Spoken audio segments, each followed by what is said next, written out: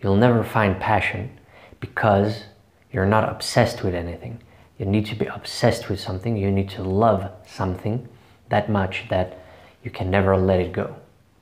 And that's what keeps me going all the time, every day. All of it is connected to this, because every day I am motivated by this. I'm always motivated. I don't have to be motivated. I don't need anyone to motivate me. I always get motivated, especially if I start obsessing about it. So philosophy, for example, I am doing philosophy right now. This is my practical philosophy. I have this other channel where I do theoretical stuff. But if I just want to reignite myself, all I need is someone to just say, no, it is like this. And I immediately say, no, it is not like this. Knowledge is not this. Knowledge is this. Wisdom is not this. Wisdom is this. I can go to Twitter now and go to Dalai Lama and see what he's saying, and I will just read that, and it will immediately ignite in me a will to just change what he's saying, a will to just perhaps even create a video and just criticize him, or his words, actually, not him. It's never personal. It's never resentment. I don't hate anyone. I don't hate anyone. I only hate ideas that are terrible. That's the only thing I hate, nothing else. And so you have to find a passion similar to this. But I have a passion for this even when it comes to diet, sleep, exercise, and meditation. I have a will to a passion the same way with developing myself, developing my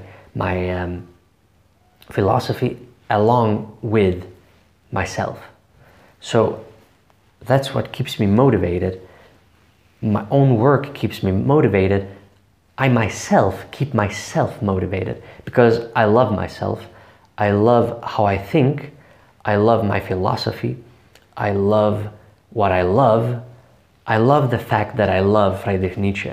I love the fact that I found out about Nietzsche, about Camus, about Hermann Hesse, about Dostoevsky. I love the fact that I stumbled upon philosophy very young and interested in, information. I was interested in Buddhism. I was interested in religion and Christianity and so forth because my family, I was brought up Orthodox Christian. Now I'm unorthodox in every imaginable way. I'm unorthodox when it comes to everything, even diet, even sleep, even exercise. I exercise outside when everyone can see me with calisthenics. I do pull-ups, for example, like today. I sleep on a harder bed. I will do that even greater very soon. I eat ancestrally. I've cut out basically everything except animal products. I will cut out even more soon. I meditate using Dzogchen, Vipassana, but also my own techniques. You work on all this. You love all this. You love working with this. And you feel that this is important. You caught something important in philosophy. And I did that. The important thing in philosophy is to reach a satisfactory life. And no one has created a system or a philosophy in the modern world that works for modern people, that works or actually would work always. That's why I speak of universal principles. That's why I notice these patterns. That's why these patterns, these principles are important to human life or a sentient being anyway. So these might work for an alien as well, as far as I know. As long as they're intelligent enough to create civilization. If a species is intelligent enough to create a civilization, then my principles will work there as well. It doesn't matter where we are. Earth is not unique. Earth is not unique. And we know that Earth is not unique based on all science, all history, Copernicus, everything. Yes, my hair is beautiful today. All right. If I seem a bit tired, that's because I took a nap. I rarely take naps, but sometimes your body just needs rest. Sometimes your body just needs rest. So I want to ignite in people a fire. I want to ignite in people a drive to reach their inner genius, to reach this obsession so that they can achieve some satisfaction in life. You want a fuller life. You don't want life to be boring and mediocre. You want life to be fuller, full experience. You want the whole spectrum, actually. You can't just have the great and the heights, all right? You have to have the depths as well. You have to have the depths, the heights. You have to accept both. You have to accept life in its fullest. And this is how you reach satisfaction, and you will love the depths as well as the heights. I've started to love the depths. Actually, I do love my depths right now, because these depths means that I have to go within myself, ask myself these important questions, what I truly want. And now I've developed my instinct, thanks to going to my core, thanks to my philosophy. I've developed this instinct that guide me, that tell me, all right, no, you have to cut this to get to this higher desire, all right? My higher desire is to reach the few, not the many. I don't want to reach the many. I want to filter out whatever doesn't apply to my philosophy and to me. I want to find the same spirits, all right? I want to find people that are Renaissance thinking. I want to find polymaths. I want to find geniuses. I want to find all these people, my brethren, so to speak. I want these people to just and cultivate, and I want to use all these people and cultivate a new culture that will just rise up and create something that hasn't existed since the Renaissance, since the ancient Greeks, since Leonardo da Vinci, since Napoleon Bonaparte, since all of these incredible human beings that just are a force. I am a force. And I want to create all these people, select and create all these people that are in unison, an incredible force that human history has never seen before. But we need people that are obsessed. We need people that are very strange. We need people that are very unique. We need people that are themselves at the core always. We need people that are born and will die the same way they were born, all right? We need people that are, when they see some words, we need a person that just goes nuts and want to just write a 10-page essay on why the Dalai Lama was wrong using the word wisdom. This is what wisdom is. This is not what wisdom is, and so forth. So for example, wisdom is, acquired knowledge and so forth. And you need experience. You need all this. You need to experience the truth. The truth can't be taught. The human truth can't be taught. It has to be experienced. You can't just read it. You can read a book. It can get to your soul. It can ignite something in you. So the fire I'm speaking of, that can work from art, that can work from books. But the ignition itself can work from books, from my videos. It can work from anything. All expression, all art, technically this is art. But the fire has to continue within yourself. You have to develop it. You have to cultivate it. This is why most people, there is no chance in the world that most people will find their passion or find their purpose. There is no chance in the world. It's like saying most people will find their $1 million success. Most people will create $1 billion business or even create a new industry. No, most people won't do that. because most people are mediocre. Most people can't ignite this inner fire. Most people might feel a lot, you know, a lot of people are spiritual, but they will never use this spirit within them to create something. That is the difference, all right? That is the difference. You have to create something. You can never be great if you never create something. You have to create something. Even if you create in secret and you never get discovered, like Kafka, you still become something after death, perhaps.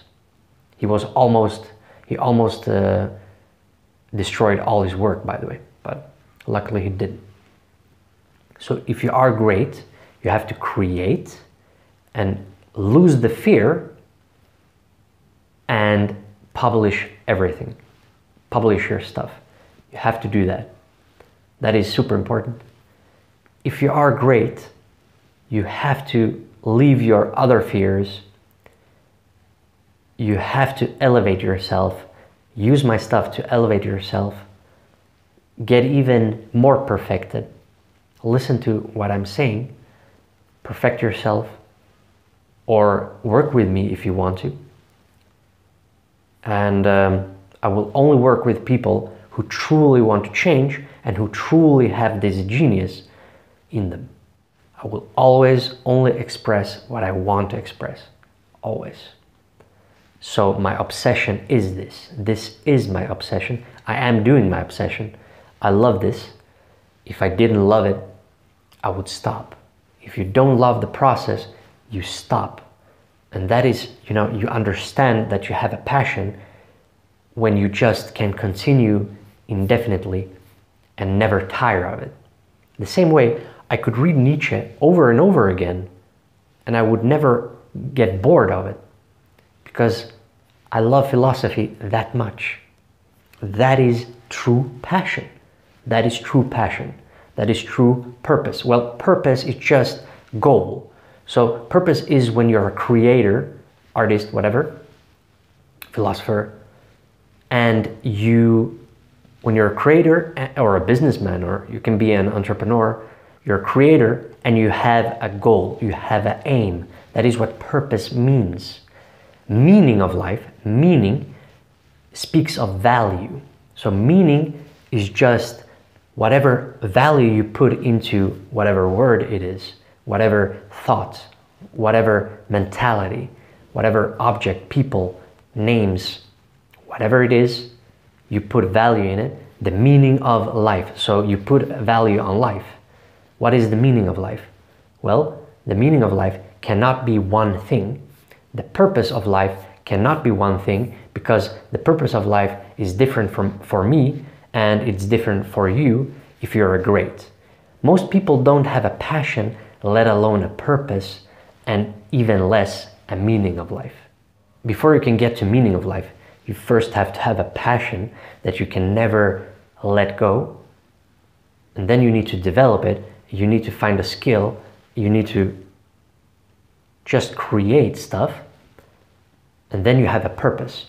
And once you have a purpose, then you've reached eventually the meaning of life. Once you've worked on yourself, once you've focused on this, on yourself, improving all this, once you get to the heights and reach satisfaction, and once you reach the world, once you reach history, you've reached the meaning of life. Once you become eternal and legendary and your legacy goes on for thousands of years, perhaps even longer, as long as humans exist, as long as some species still collect human knowledge, you will be remembered. Your name has to be remembered for your life to have true meaning, true purpose, so to speak, true passion. And yes, this is a very high standard of what passion, purpose, meaning of life means. This is a very high standard, but it is the truth. People are born with their passion. People are born with their truth, with their experience. People are born with their purpose. people are born with a meaning of life. Most people can't be born with this. It's like saying most people can become athletes. No, most people can't become high achieving athletes. Most people can't become pilots. Most people can't become, high-end lawyers. Most people can't, even lawyers are super passionate. All those high-end lawyers are super passionate about what they do. They don't just align what they love to do. They're also super passionate about it. And not only that, they're super great at it. So you align a lot of these things, and perhaps, and most likely, they even work on themselves. They even, eat properly. They even, sleep properly. They have sex properly. They have, what I mean there is they have a healthy, relationship. They have a healthy relationship to themselves and everyone else. Most people don't have a healthy relationship with themselves, let alone others. You have to have healthy relationship with yourself before you can have a healthy relationship with others and the external world. You have to love yourself first. Otherwise, this doesn't work. All right?